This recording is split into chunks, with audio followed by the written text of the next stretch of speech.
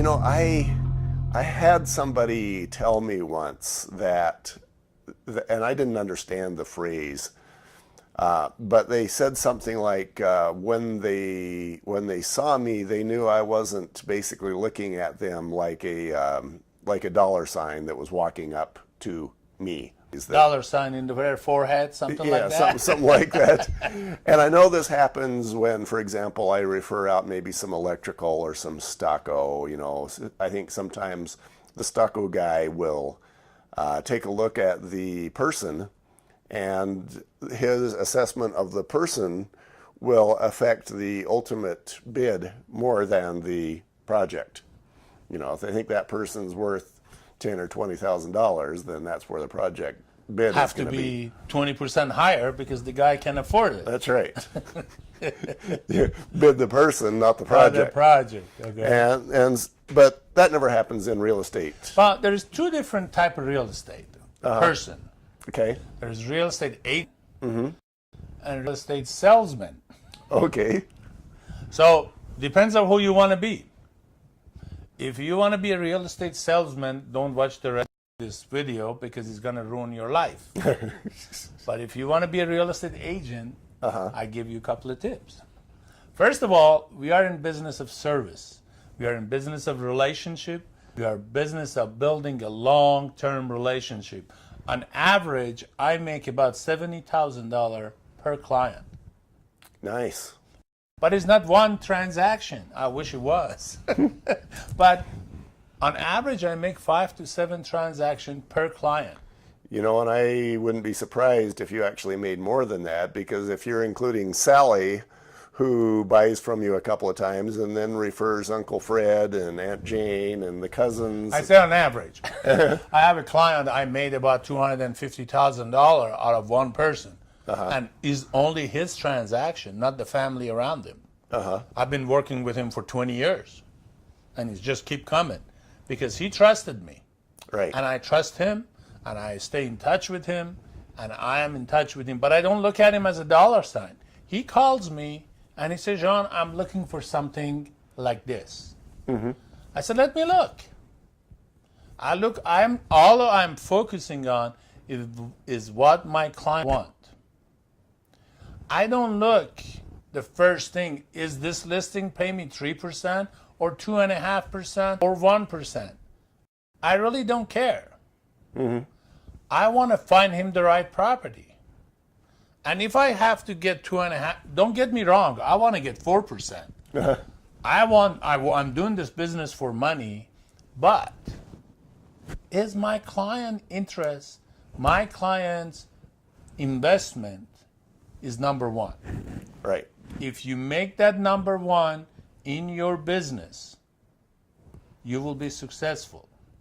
You know, I've seen that. That brings up another realtor that perhaps you know, and I won't mention her name. But Her name, huh?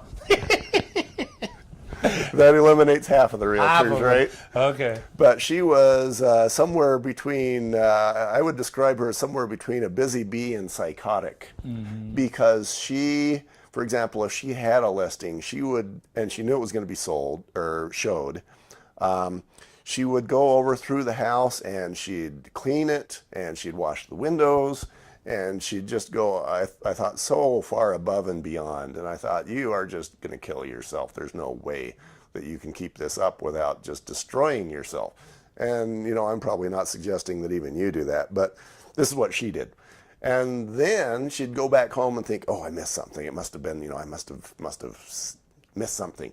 And she'd go back over there and find something else to clean, you know, dust off the front porch. And I thought she was going so far beyond, but you know what? She has created a very nice income for herself.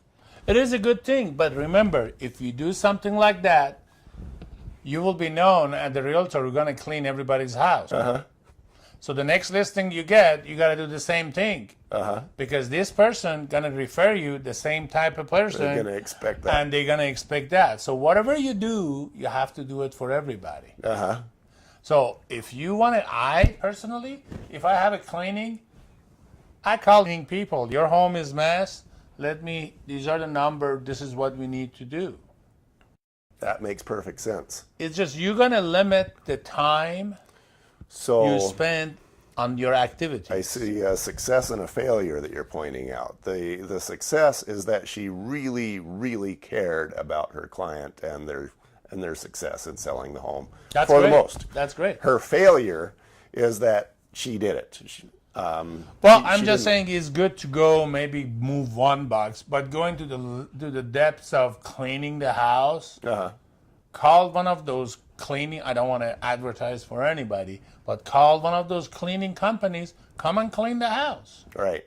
And they're probably going to do at least as, they're going to do as good a job as her, and she won't have burned 6 hours of her day. 6 hours every day, and that's a 6 hours she could go get another listings. Right. If she would prospect 6 hours, she could have get one more lead. What is the value, time value here? Where are you spending your time? Right. What is your time worth? So there's two lessons in there for me. One is take real good care of your clients and you'll succeed. The other is take real good care of yourself and your time. Because if you don't take care of yourself and your time, and you showing your client your time doesn't have any value other than cleaning her bathrooms, you're not setting yourself, differentiating yourself from the cleaning lady. Yeah, that's true. And I'm hoping that what I'm going to call her paranoia hopefully is... and then she can't sleep because she forgot to pick up one spot from the floor. She forgot to dust the corner of the basement. That's just, you see, that's a great service. I will appreciate that. If she would be my realtor one day, I will be grateful for that. And I will refer and I will tell everybody this is story. She come clean my bathrooms. Can you believe that? Next person not gonna clean the bathroom says she's coming. Why clean the bathroom when you got the realtor? Realtor. So you gotta see what is your job. Right. And set up your system. This is my cleaning. This is my inspector. This is my plumber. This is my AC guy, and so on and so forth. When the things arise, I'm not gonna go change a light bulb in anybody's home. I know electrician. Let me refer you to. And as long as that electrician is good quality, as long as he goes in and doesn't get the floor muddy, and he knows, and when he does it, what he needs to do, doesn't smoke while he's in your house, doesn't do all the things that you don't want him to do. He goes in and he puts that light bulb in, and he's courteous and he's helpful and he leaves. You still get just as many points. Yeah, you refer a good person, reliable contractor, to this person. You ask them, do you know anybody or not? So our job is to provide service. The more service we provide, the more relationship we create. And as we create this relationship, they will become our lifetime client. And that's what we want. That's why we don't look at them at $1. I'm going to go, I know there are some real estate coach out there. They're all about get to sell, get to sell, get to sell. We are not in the sell business. That makes perfect sense. And you could put a dollar value on that client. Maybe I'm the realtor and you're the one that wants to buy the $1 million house, and I'm thinking, hey, $30,000. But the reality is that you as a lifetime client, you're worth so much more than $30,000. Yeah, if the person have a $1 million to sell, next year maybe have a $2 million property. Yeah, well, next year he wants to buy a $2 million property, and 5 years later he's going to buy 5. Or maybe have a cousin or uncle or aunt and whatever, who knows. But I don't look at them that way. I will let them know right up front. Believe me, I will ask you for referral, because my business is run by referral. So don't be afraid if I call you. I said, do you know anybody want to buy or sell? But I tell you, I won't call you every day. So you're okay. For me, I set up the tone to be called, to be asked for a referral. But I will let you know it's not going to be every day. Right. Once in a while, I'll call you. And they'd be okay with that. Right. But it's not like $, you're only a client, I'm going to kill you this time and drop you in the ocean, and you're on your own, buddy. Yeah.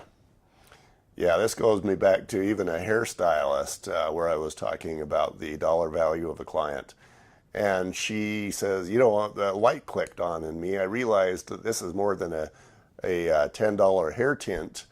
This is a potential lifetime client that's worth thousands of dollars potentially to me. My wife used to be a hairstylist. Look at me now. Yeah. I get one too many haircut, and I'm stuck with her. Yeah, well, I've gotten one more haircut than you have. Yes, you did. Okay, thank you very much, Sean. I you. hope you've been helped. And if you want to get a hold of this awesome guy, I'll have his contact information on the page. All right. I appreciate all of you and wish you guys a great day. Thanks, Sean.